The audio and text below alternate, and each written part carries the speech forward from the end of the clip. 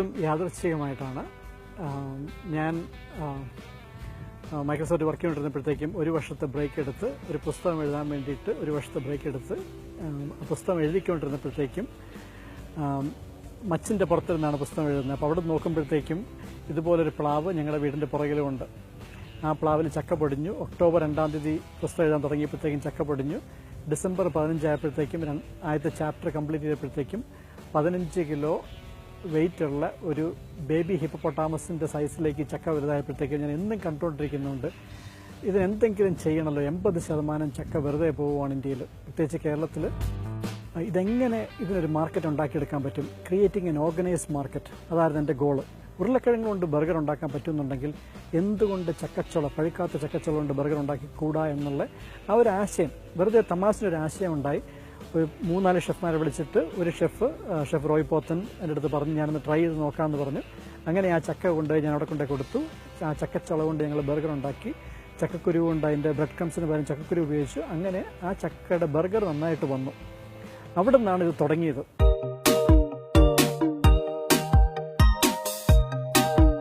യാദൃച്ഛികമായിട്ടും ഇതിൻ്റെ ഒരു health benefit പുറത്ത് വന്നത്. ഞങ്ങൾ ആദ്യം ഓർത്തുകൊണ്ടിരുന്നത് ഇത് നാരിൻ്റെ ഗുണം മാത്രമേ ഉള്ളൂ. ഞാനിതിനെ ബോട്ടിൽ ബ്രഷ് എന്ന് പറഞ്ഞിട്ട് നമ്മുടെ കുടലിൻ്റെ ഇൻസൈഡ് വാൾസ് ക്ലീൻ ചെയ്യാൻ പറ്റുന്ന നാരുള്ളൊരു ഭക്ഷണം എന്നുള്ള രീതിയിലാണ് ഞാൻ ഇതിനെ ആദ്യം പ്രസൻറ്റ് ചെയ്തത്. അത് കഴിഞ്ഞാണ് യാദൃച്ഛികമായിട്ട് ഇതിന് വേറൊരു ഗുണമുണ്ടെന്നുള്ളത് പെട്ടെന്ന് അറിയേണ്ടി വന്നത്. അതായത് ചക്കപ്പുഴുക്ക് കഴിച്ചുകൊണ്ടിരുന്ന ഒരു അച്ഛൻ എൻ്റെ അടുത്ത് വന്ന് പറഞ്ഞപ്പോഴാണ് എനിക്കിതിന്, അച്ഛൻ സാധാരണ ഇൻസുലിൻ എടുത്തുകൊണ്ടിരുന്ന ആളാണ്. അദ്ദേഹം വർഷങ്ങളായിട്ട് ഇൻസുലിൻ എടുക്കുന്ന ആളാണ്. ഒരു ദിവസം രാത്രി ചക്കപ്പുഴുക്ക് കഴിച്ചതിന് ശേഷം ഇൻസുലിൻ എടുത്തപ്പോൾ അന്ന് രാത്രി അദ്ദേഹം കൊളാപ്സായി. ഹൈപ്പോഗ്ലൈസീമിയ, ഷുഗറിൻ്റെ അളവ് പെട്ടെന്ന് കുറഞ്ഞു പോയി. അപ്പോൾ അതെന്തുകൊണ്ടാണ് എന്നുള്ളത് പഠിച്ച്, കാരണം എൻ്റെ ഈ പ്രോഡക്റ്റ് മേടിച്ച് കഴിച്ച് ആരെങ്കിലും ഇതുപോലെ മരുന്നെടുത്തു കഴിഞ്ഞാൽ അപകടം ഉണ്ടാവും എന്നുള്ള ആ ഒരു കസ്റ്റമേഴ്സിൻ്റെ ഉള്ള വറി കാരണം അതിനെപ്പറ്റി പഠിച്ച് പോയപ്പോഴാണ് മനസ്സിലായത്, സിലോൺ മെഡിക്കൽ ജേണലിൽ നിന്നാണ് ഞങ്ങൾക്ക് ആദ്യമായിട്ട് മനസ്സിലായത്, ചക്കപ്പുഴുക്ക് കഴിക്കുമ്പോഴത്തേക്കും ഗ്ലൈസീമിക് വാല്യൂ, അതായത് ഇതിൻ്റെ ഷുഗറിൻ്റെ പൊങ്ങുന്നതിൻ്റെ അളവ് ചോറിനെ കഴിഞ്ഞും അല്ലെങ്കിൽ ഗോതമ്പിനെ കഴിഞ്ഞും കുറവാണെന്നുള്ള ആ ഇൻഡിക്കേഷൻ ഞങ്ങൾക്ക് ആദ്യം കിട്ടിയത് സിലോൺ മെഡിക്കൽ ജേണലിൽ പബ്ലിഷ് ചെയ്ത റിപ്പോർട്ടിൽ നിന്നാണ്.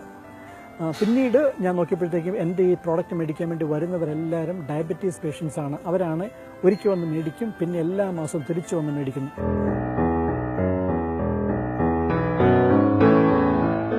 ഡയബറ്റീസ് പേഷ്യൻസ് ഏറ്റവും കൂടുതലുള്ള സംസ്ഥാനം, പെർസെൻറ്റേജ് ഏറ്റവും കൂടുതലുള്ള സംസ്ഥാനം കേരളവും, ചക്ക ഏറ്റവും കൂടുതലുള്ള സംസ്ഥാനം കേരളവുമാണ്. അപ്പോൾ ഈ ഡയബറ്റീസ് പേഷ്യൻസിനെയും ചക്കയും തമ്മിൽ കണക്ട് ചെയ്യാൻ പറ്റിക്കഴിഞ്ഞാൽ കേരളത്തിലെ ചക്കയ്ക്ക് ഓട്ടോമാറ്റിക്കലി ഒരു ഡിമാൻഡ് ഉണ്ടാകും. അപ്പോൾ അങ്ങനെയാണെങ്കിൽ ഇത്രയും ഡയബറ്റിക് പേഷ്യൻസ് ഉള്ളപ്പോഴത്തേക്കും ഞാൻ പഴുത്ത ചക്ക നിർത്തിയിട്ട് പഴുക്കാത്ത ചക്കയിലേക്ക് മാത്രം ഫോക്കസ് ചെയ്തു. അപ്പം അവിടെയാണ് ഇതിനെപ്പറ്റി വീണ്ടും പഠിക്കേണ്ട ആവശ്യം വന്നത്. ഇപ്പോൾ ഞങ്ങൾ പലയിടത്തും ടെസ്റ്റ് ചെയ്ത് കഴിക്കുന്ന പേഷ്യൻസിനെല്ലാം അതിൻ്റെ വ്യത്യാസം അറിയാൻ പറ്റി. ഡോക്ടേഴ്സാണെങ്കിലും പരീക്ഷിച്ച് നോക്കി, പേഷ്യൻസിൻ്റെ അടുത്ത് പരീക്ഷിച്ച് നോക്കിയപ്പോഴത്തേക്കും പറഞ്ഞു പഴുക്കാത്ത ചക്ക ഒരു പ്രധാന ഭക്ഷണമായിട്ട് കഴിക്കുമ്പോഴത്തേക്കും ഷുഗറിൻ്റെ അളവ് അത്രയും കൂടുന്നില്ല എന്നുള്ളത് വ്യക്തമായി.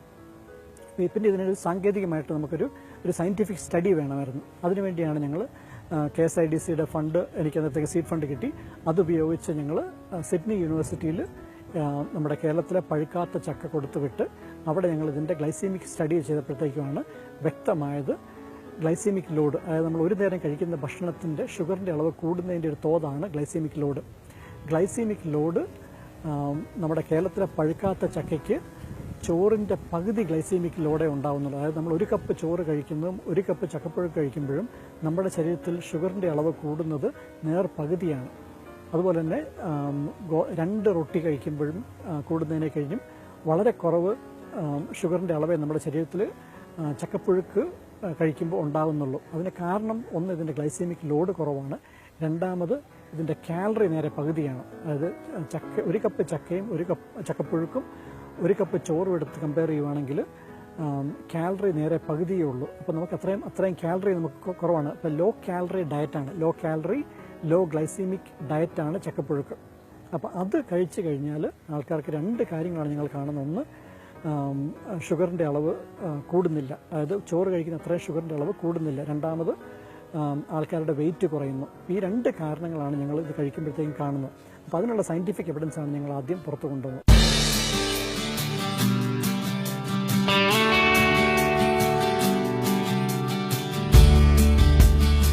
ചക്കയ്ക്കുള്ളൊരു പ്രത്യേക ഒരു അനുഗ്രഹമാണ്. അരിപ്പൊടിയെ കഴിഞ്ഞും കൂടുതൽ പശപ്പും ഗോതമ്പ് പൊടിയെ കഴിഞ്ഞും കുറവ് പശപ്പുമാണ് ഈ ചക്ക ചുള നമ്മൾ പൊടിച്ച് കഴിയുമ്പോൾ കിട്ടുന്ന ആ പൊടിയുടെ ബൈൻഡിങ് ഫാക്ടർ നിങ്ങൾ പറയും, ആ പശപ്പ്. അപ്പം അതുകൊണ്ട് നമുക്ക് അരിപ്പൊടിയുടെ കൂടെയും ഗോതമ്പ് പൊടിയുടെ കൂടെയും 1/3 നമ്മൾ ചക്ക പൊടിച്ച് ചേർത്ത് കഴിഞ്ഞാൽ നമുക്ക് ടേസ്റ്റ് അറിയുന്നില്ല, അതിൻ്റെ ടെക്സ്ചർ വ്യത്യാസം വരുന്നില്ല. ഇപ്പോൾ നമ്മുടെ മലയാളികളുടെ ഭക്ഷണമായ പുട്ടിലോ അല്ലെങ്കിൽ അപ്പത്തിലോ അല്ലെങ്കിൽ നമ്മുടെ ഉപ്മാവിലോ നമ്മൾ ചക്ക പൊടിച്ച് ചേർത്ത് കഴിയുമ്പോഴത്തേക്കും അതിൻ്റെ ടേസ്റ്റിന് വ്യത്യാസം വരുന്നില്ല, ടെക്സ്ചറിലും വ്യത്യാസം വരുന്നില്ല. അതുപോലെ തന്നെ ഞങ്ങൾ ഇഡ്ഡലിക്കകത്തും ദോശയ്ക്കകത്തും ചപ്പാത്തിക്കകത്തും ഇതിനകത്തെല്ലാം ചക്ക പൊടിയായിട്ട് ചേർത്ത്. അതുപോലെ മിഡിൽ ഈസ്റ്റിലാണെങ്കിൽ കുബൂസിനകത്തും അതുപോലെ അവിടെ സ്ഥിരമായിട്ട് കഴിക്കുന്ന ബ്രെഡിനകത്തും നമുക്ക് ചക്ക പൊടി എങ്ങനെ കയറ്റാൻ പറ്റും എന്നുള്ള അതിലാണ് ഒരു ഹ്യൂജ് ബിസിനസ് ഓപ്പർച്യൂണിറ്റി ഞാൻ കാണുന്നത്.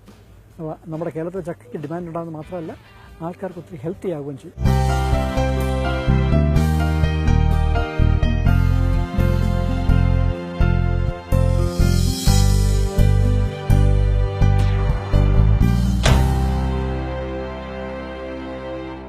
പക്ഷേ ഇതിൽ എന്നെ ഏറ്റവും കൂടുതൽ എന്നെ ഇതിൽ ചേർത്ത് നിർത്തുന്നത് ഒരു CMC വെല്ലൂരിൽ നിന്ന് പഠിച്ച് പാസ്സായി ഒരു ആയുഷ്കാലം മുഴുവൻ ഒരു കൺസൾട്ടൻ്റായിട്ട് വർക്ക് ചെയ്ത് ഒരു മെഡിക്കൽ കോളേജിൻ്റെ ഡയറക്ടറായിട്ട് റിട്ടയർ ചെയ്തൊരു ഡോക്ടർ എൻ്റെ അടുത്ത് പറഞ്ഞാണ്, 80 വയസ്സിന് മേലുള്ള ഡോക്ടറിൻ്റെ അടുത്ത് പറഞ്ഞാണ്, മകനെ, ഞാൻ ഇത്രയും വർഷം മെഡിക്കൽ ഫീൽഡിൽ വർക്ക് ചെയ്തിട്ട് എനിക്കറിയാൻ മേലാത്തൊരറിവാണ് എൻ്റെ വീടിൻ്റെ മുമ്പിൽ നിൽക്കുന്ന പ്ലാവിൻ്റെ ചക്കയ്ക്ക് ഇങ്ങനെയൊരു ഗുണമുണ്ടെന്നുള്ളത്. ആ ഒരു കമൻറ്റ് കിട്ടിയപ്പോഴാണ് എനിക്ക് മനസ്സിലായത് ഞാൻ ഈ ചെയ്യുന്നതിൽ വർത്താണെന്നുള്ളത്.